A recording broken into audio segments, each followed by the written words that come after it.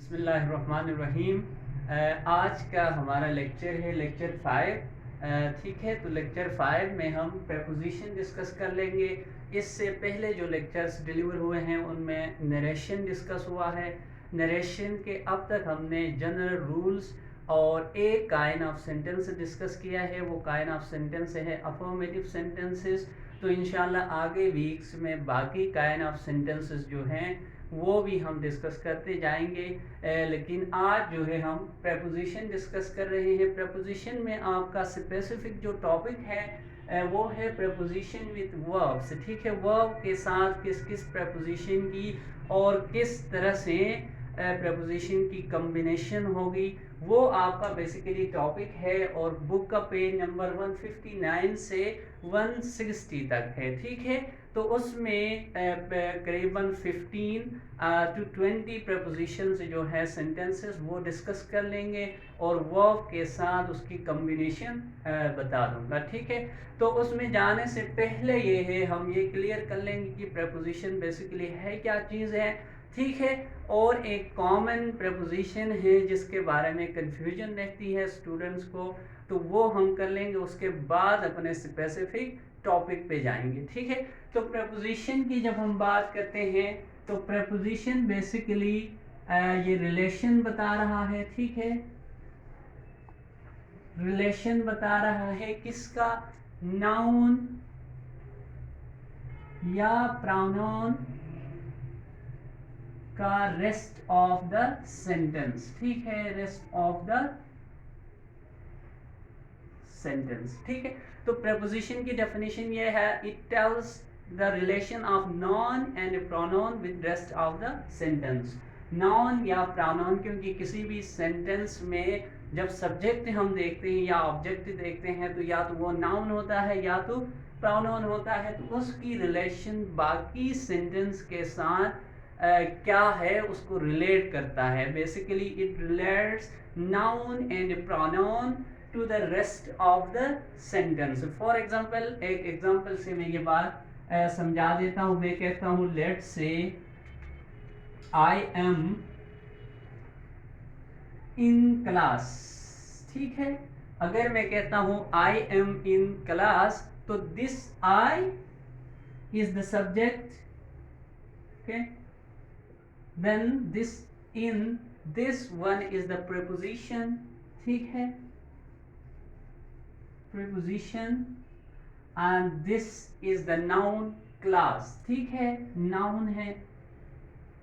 ठीक है, तो देखिए ये इन रिलेट कर रहा है एक नाउन प्रोनाउन को रेस्ट ऑफ द सेंटेंस। तो मतलब क्या निकलता है, समवन या I am in the class, मैं क्लास में हूँ, तो इसकी रिलेशन बताने के लिए ये है बेसिकली डेफिनेशन प्रेपोजिशन की, कि एक सेंटेंस नाउन या प्रोनाउन का रेस्ट ऑफ द सेंटेंस जो होगा उसके साथ रिलेशन बताएगा, उस वर्ड को हम कहेंगे प्रेपोजिशन। ठीक है, तो फर्दर इसके बहुत काइंड्स हैं जो आपने पहले 5 साल से पीछे में डिस्कस भी कर चुके हैं हम। ठीक है, जैसे प्रपोजिशन ऑफ टाइम है, प्रपोजिशन ऑफ प्लेस है, प्रपोजिशन ऑफ मोमेंट है। ठीक है, तो उन काइंड्स पे हम नहीं जाते हैं क्योंकि बेसिकली हमारा टॉपिक जो है प्रपोजिशन विद वर्ब है। यहाँ तक उसकी डेफिनेशन मैंने बता दी है। तो कुछ एक दो चीज़ें जो कंफ्यूजिंग है स्टूडेंट्स के लिए वो मैं फिर भी बता देता हूँ।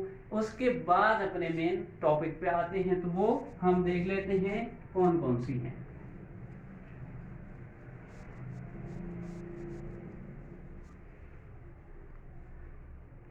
वो है preposition ऑफ टाइम के हवाले से, लेट्स से ऑन। ठीक है, इन एंड एट। ठीक है, इन तीन का एक स्पेसिफिक डिस्टिंक्शन है जो कि मैं बता दूंगा। ठीक है, ऑन यूज करते हैं always something is in a surface. ठीक है, कोई चीज किसी सरफेस में रखी गई है। ठीक है, तो उसके लिए ऑन यूज होता है। ठीक है, ये इन जो यूज होता है वो कन्फाइंड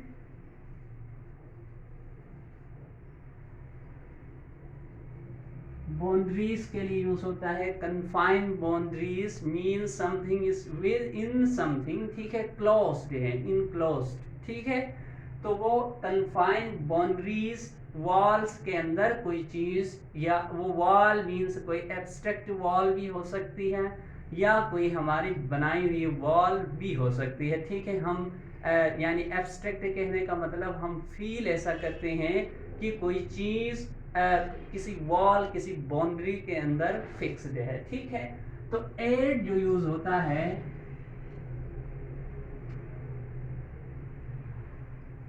वो स्पेसिफिक पॉइंट्स के लिए यूज होता है, ठीक है। At is used for a specific point, specific point के लिए हम एट यूज करते हैं। एक एक एग्जांपल ले लेते हैं, ये बात आप लोगों को समझ आए। एग्जांपल में जाने से पहले once again, on is used for the surface, ठीक है। In is for confined boundaries and at is for a specific point, ठीक है। अब वो कैसे हो सकता है, एक एक एग्जांपल से ये मैं समझा देता हूं।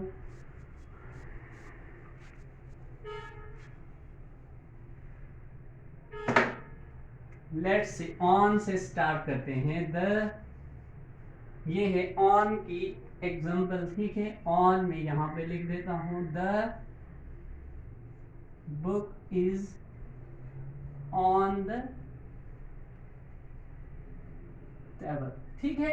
अब बुक एंड टेबल के बाद रिलेशन बता रहा है, अगेन डेफिनेशन आ रही है उसकी, प्रपोजिशन की। तो यहां हम देख रहे हैं ऑन का यूज जो है, तो वो ऑन यूज हुआ है किसी सरफेस के लिए, यानी कोई बुक जो है वो टेबल पे रखी गई, या this pen is on my hand, ठीक है, मेरे हैंड के सरफेस पे है, ठीक है। तो ऑन द टेबल। इसी तरह हमने इन का कहा था कि बाउंड्रीज में कोई चीज है, ठीक है, कन्फाइंड बाउंड्री होती है, ठीक है। For example the milk is in the jar, ठीक है। मैं कहता हूं the milk is in the jar, तो इनक्लोज्ड है किसी कंटेनर के अंदर, मिल्क जो है किसी कंटेनर के अंदर है, ठीक है। The milk is in the jar, ठीक है। इसी तरह मैं कहता हूं something is in your mind, ठीक है। तो ये एक एब्स्ट्रैक्ट बाउंड्री बनाता हूं, समथिंग इज इन माइंड, ठीक है। अब माइंड को एक फील करता हूँ, is like a jar container, ठीक है। तो उस सेंस में, यानी एब्स्ट्रैक्ट सेंस में मैं कहता हूँ thing, something is in your mind, ठीक है। तो कन्फाइंड बाउंड्री। अब देख लेते हैं एट के हवाले से, ठीक है। एट स्पेसिफिक पॉइंट्स के लिए जो यूज होता है, ठीक है। Let's say you are standing at the station, ठीक है। You are standing at the station. At जो है वो स्पेसिफिक पॉइंट बता रहा है कि बंदा कहाँ खड़ा है, he is standing at the station, station पे खड़ा है। इसी तरह एट कह सकते हो थिएटर, ठीक है। एट बस स्टैंड, तो ये सारे क्या होते हैं, स्पेसिफिक पॉइंट्स होते हैं जिनके लिए एट का यूज होता है। तो ये ऑलवेज कंफ्यूजिंग होते हैं, इस वजह से मैं डिस्कस किया। और एक और हवाले से इन जो है वो स्पेसिफिकली ईयर्स के साथ भी यूज होता है, यानी साल के साथ। For example I was born in 1992, ठीक है। तो क्या होता है वो इन ईयर्स के साथ। इसी तरह ऑन जो है वो मंथ्स के साथ होता है, ठीक है। ही मेट मी ऑन दिसंबर, ठीक है। इसी तरह एट जो होता है टाइम के साथ, he will meet me at 7 AM, ठीक है। तो यहाँ तक वो रिवीजन था, ठीक है, जो आप पहले से प्रेपोजिशन के हवाले से पढ़ के आए हैं, ठीक है। अब देखते हैं स्पेसिफिक टॉपिक, जो कि आपका बुक पेज नंबर 159 से 160 तक जो है तो वहाँ पे क्या है, preposition with verbs, verb के साथ स्पेसिफिकली verbs होते हैं, उनके साथ वही preposition लगता है, इसके अलावा preposition जो होते हैं वो गलत होते हैं। तो preposition verb देखते हैं, देन उसका preposition देखते हैं, क्या क्या कौन कौन से prepositions किस वर्ब के साथ आ सकते हैं। तो नंबर फर्स्ट एग्जांपल देखते हैं आपकी बुक में से 159 जो है पेज नंबर, तो उसमें सबसे पहले लिखा हुआ वर्ड जो है प्रीपोजिशन, ठीक है, वो है अबाइड बाय, ठीक है, अबाइड इज द वर्ब, ठीक है, बाय इज द प्रीपोजिशन, ये वर्ब है, ये आपके पास preposition है, ठीक है। Abide is the verb and by is the preposition. This combine to form a different meaning. ये जब दो मिलते हैं एक different meaning देते हैं। अब abide on लगा देते हैं, abide at लगा देते हैं, या abide in लगा देते हैं, तो क्या होता है, सेंटेंस हमारा गलत हो जाता है, ठीक है। तो abide के साथ by आना चाहिए, ठीक है। तो abide by का मतलब होता है फॉलो, किसी चीज़ को फॉलो करना है। For example you must follow the rules, ठीक है, किसी चीज़ का को फॉलो करना, उसको एक्सेप्ट करना, तो abide by, ठीक है। तो एक एग्जाम्पल इसकी लिख लेते हैं। दो इसमें बुक के अंदर एग्जांपल लिखी गई है, लेकिन उससे मैं डिफरेंट एग्जांपल लिखूंगा ताकि बुक वाला आप भी खुद से देख भी सकते, उससे पढ़ सकते हैं। लेकिन एक डिफरेंट जुमला लिखते हैं बाय पे, तो कैसे बनता है और मीनिंग कैसे देता है, ठीक है। तो एक लिखते हैं, यू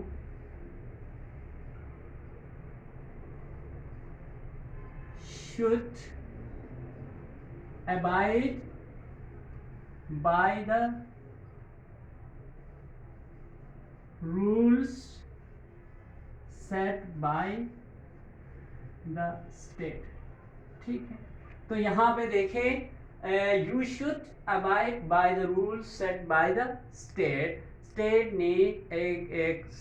ने एक मुल्क ने जो कवानीन बनाए हैं उस पर आपने अमल करना है, ठीक है। तो अमल करना अबाइड बाय, ठीक है।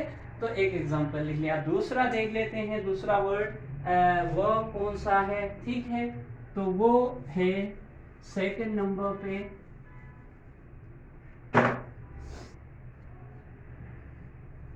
सेकंड नंबर पे है एब्सेंट, ठीक है। एब्सेंट के साथ है फ्रॉम, ठीक है। तो एब्सेंट का जो वर्ड है वो आता है एब्सेंट फ्रॉम, ठीक है। तो एब्सेंट फ्रॉम यानी absent in, he is absent in class, ये गलत होगा। Absent on class, at class, तो एब्सेंट फ्रॉम होता है, ठीक है, गैर हाजिर होना। एब्सेंट इज द गैर हाजिर, ठीक है। प्रेजेंस का न होना, तो फ्रॉम उसका प्रीपोजिशन है। उसके लिए भी एक एग्जांपल लिख देते हैं, Ali was absent from class yesterday, या yesterday Ali was absent from class, या Ali was absent from class yesterday। तो absent जो आपका वर्ब है उसके साथ ऑलवेज आप फ्रॉम का यूज करेंगे, ठीक है। ये चीज़ें हैं, आप मेमोराइज करेंगे एक तरह से, ठीक है। तो ये चीज़ें आपको याद होंगी कि किस वर्ब के साथ कौन सा प्रीपोजिशन आता है। नेक्स्ट हमारा वर्ड है एक्ट, जो वर्ब है वो है थर्ड नंबर पे, मैं लिख देता हूँ 3 पे है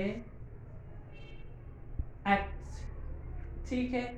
एक्ट है अमल करना, ठीक है, अमल करना, टू डू समथिंग, ठीक है, टू फॉलो समथिंग। तो एक्ट के साथ ऑलवेज आता है प्रीपोजिशन अपॉन, ठीक है। एक्ट इन नहीं होगा, you should act in my advice, you should act on my advice, ये दोनों गलत है। तो एक्ट के साथ ऑलवेज अपॉन आप लिख लेंगे, ठीक है। एक एग्जांपल लिखते हैं, you should act upon the advice of your teachers, ठीक है। You should act upon the advice of your teachers। तो act के साथ आप देख रहे हैं upon preposition यूज हुआ है, ठीक है। नेक्स्ट देख लेते हैं, नेक्स्ट वर्ड कौन सा है, जो वर्ब है वो है एग्री है, फोर है एग्री, ठीक है। एग्री के साथ जो प्रपोजिशन आएगा वो ऑलवेज विथ आएगा, ठीक है। एग्री विथ, ठीक है। एग्री विथ का मतलब होता है किसी का पॉइंट ऑफ व्यू जो है एक्सेप्ट करना, इट इज एक्सेप्ट एग्री, ठीक है। एक्ट विथ तो और एग्री विथ इसका मतलब होता है एक्सेप्ट करना, किसी चीज पे राजी होना, तो उसका होता है एग्री विथ, ठीक है। For example, I agree with you, ठीक है।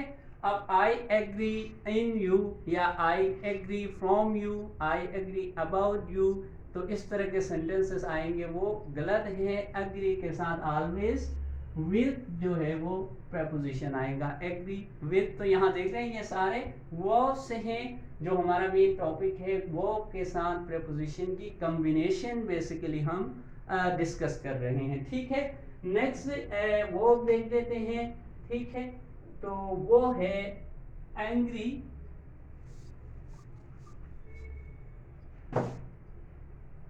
फिफ्थ पे है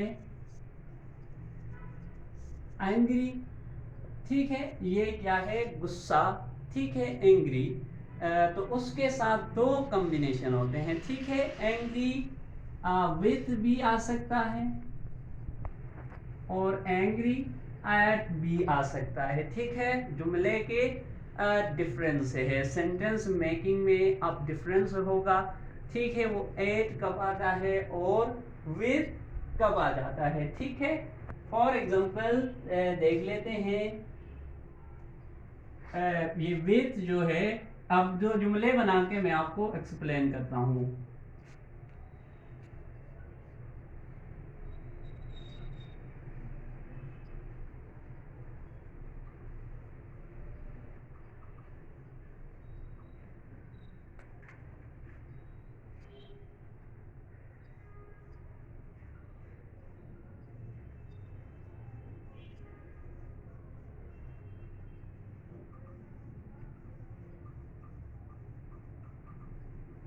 ठीक है, ये दो सेंटेंसेस है, एक है आई will be angry at you, दूसरा है he is angry with my behaviour, ठीक है।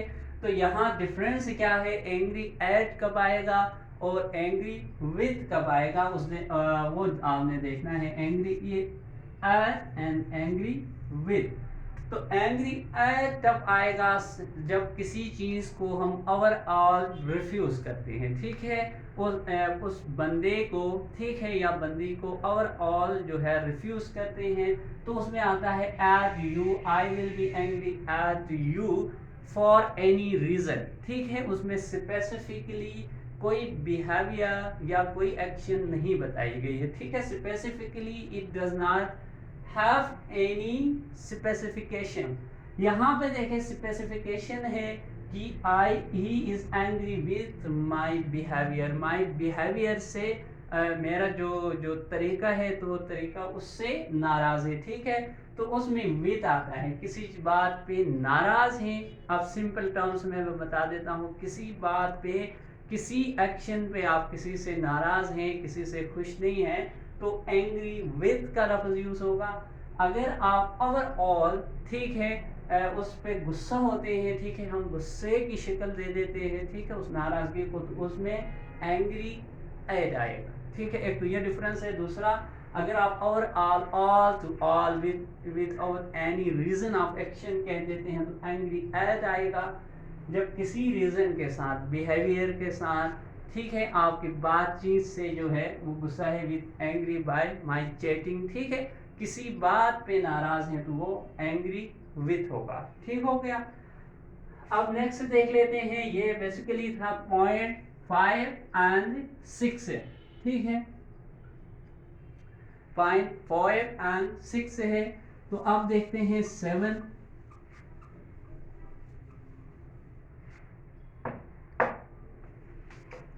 सेवन का है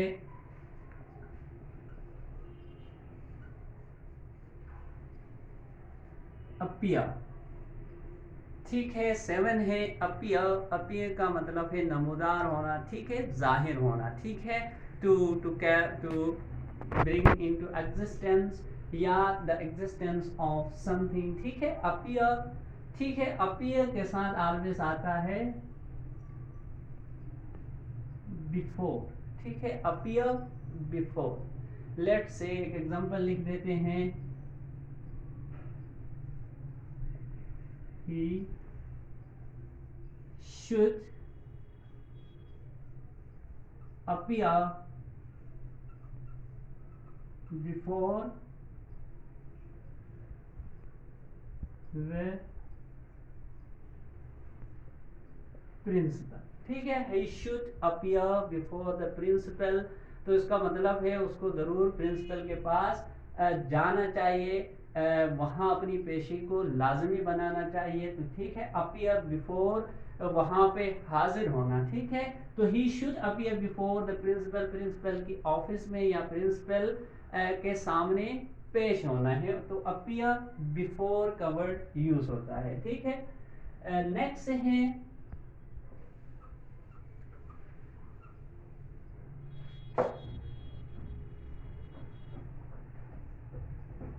नेक्स्ट वर्ड देख लेते हैं। तो नेक्स्ट वर्ड हमारे पास है अराइव। अराइव से, अराइव इज द वर्ब। तो अराइव का बेसिकली आता है एट, ठीक है, अराइव नमूदार होना, ठीक है, जाहिर होना, एट प्रेपोजिशन लगेगा अराइव के साथ, ठीक है। For example, he arrived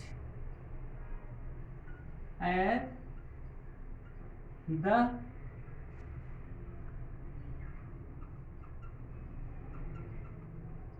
station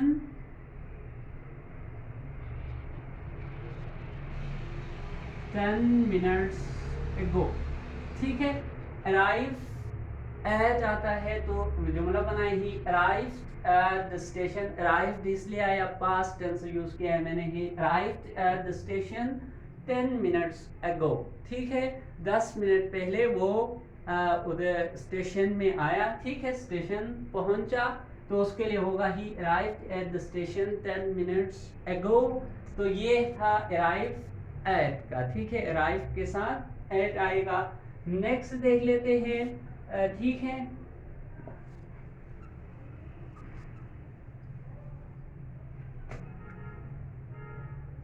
nine है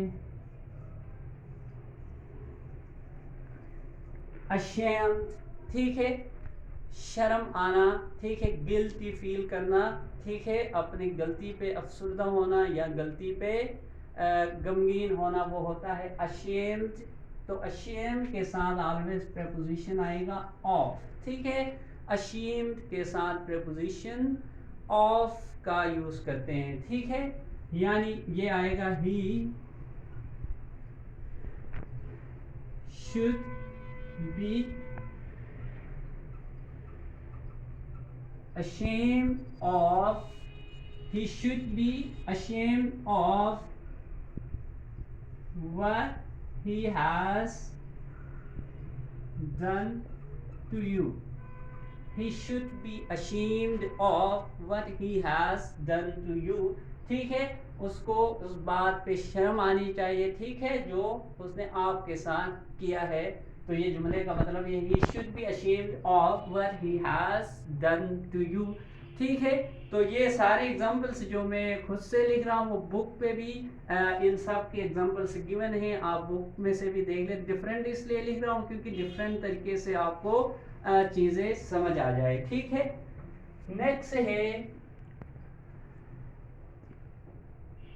नेक्स्ट लिख लेते हैं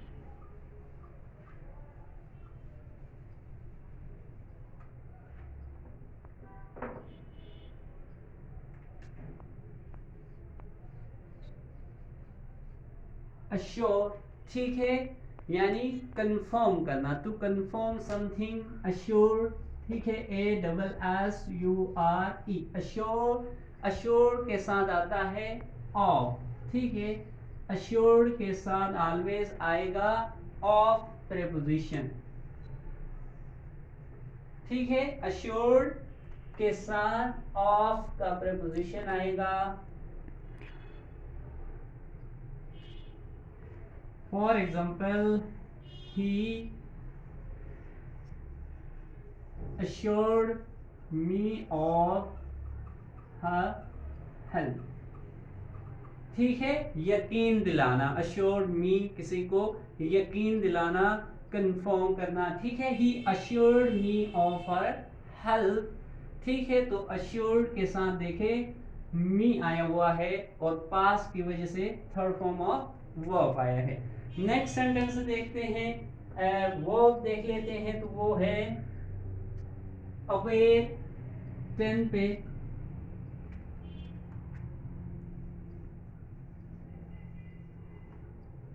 अवेयर के साथ भी ऑफ आता है। ठीक है, अवेयर के साथ भी प्रेपोजिशन आएगा ऑफ। ठीक है, अवेयर ऑफ, तो उसका होगा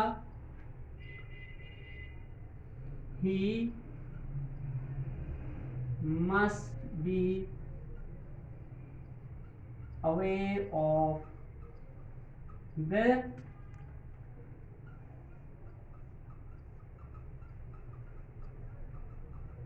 डिफिकल्टीज। ठीक है, he must be aware of the difficulties. ठीक है, he must be aware of. ठीक है, अवेयर एंड ऑफ की कॉम्बिनेशन बनी है, तो वर्ब अवेयर जो है उसके साथ आप प्रेपोजिशन ऑफ का यूज कर लेंगे। ठीक है, इसके बाद है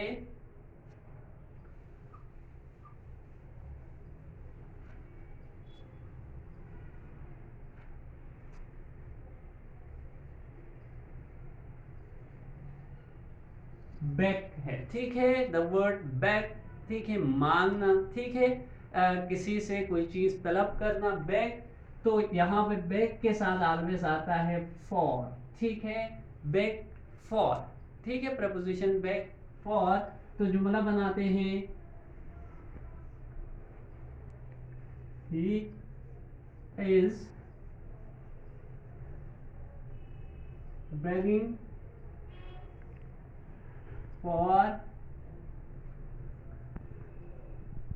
his daily needs। he beg for है, तो he is begging for his daily needs, अपनी जरूरियात के लिए वो लोगों से मांगता है। तो beg is for आएगा begging, क्योंकि कंटिन्यूस में मैंने प्रोग्रेसिव फॉर्म में लिखा है तो ing आया है, otherwise the root the basic word is beg। ठीक है, तो beg से ही begging आया है, begging for his daily needs। Next देख लेते हैं, तो नेक्स्ट है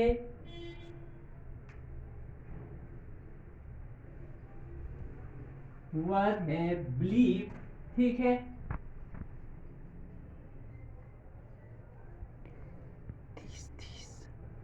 बिलीव। ठीक है, यहाँ पे आया है बिलीव। बिलीव के साथ इन लगाते हैं।